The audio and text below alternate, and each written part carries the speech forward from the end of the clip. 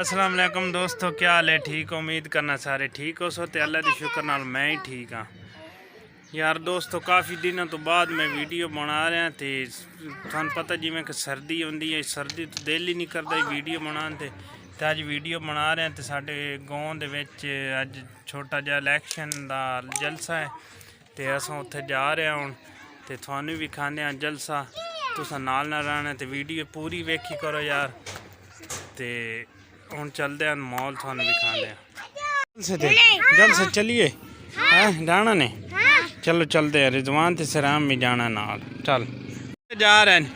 हाँ जूर जलसा ख़त्म हो गया। हाँ यार हाँ जलसे तो बड़ा मज़ा या नहीं जलसे तो होंदा लेट उसन ना। गड्डियां शड्डियां तो काफ़ी कट्ठियां कीतियां इन्हें, बच्चों का शुगल तो होंदा ना।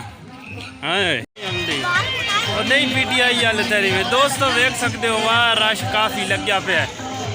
अद्धियां कुर्सियां खाली पईयां अद्धियां फुल पईयां। उन्हें थोड़ी देर तक कुर्सियां ही फुल हो जानियां।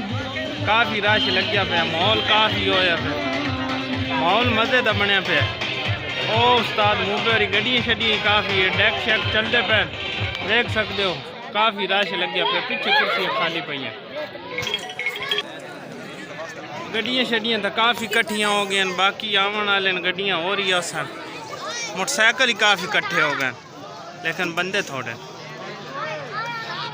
काफ़ी दूर तो लोग आ गए जलसा वेखन। जलसा बड़ा टफ का जलसा हो रहा अज, ढोल ही आ गया तो बड़ा इंतज़ाम बड़ा हो गया। काफ़ी शोर है लेकिन जेडे कैंडिडेट हैं लेट करते पे यार।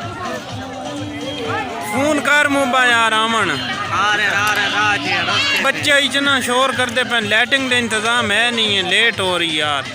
कोई टिकटॉक बना रहे हैं, कोई सेल्फियाँ बना रहे हैं। मौत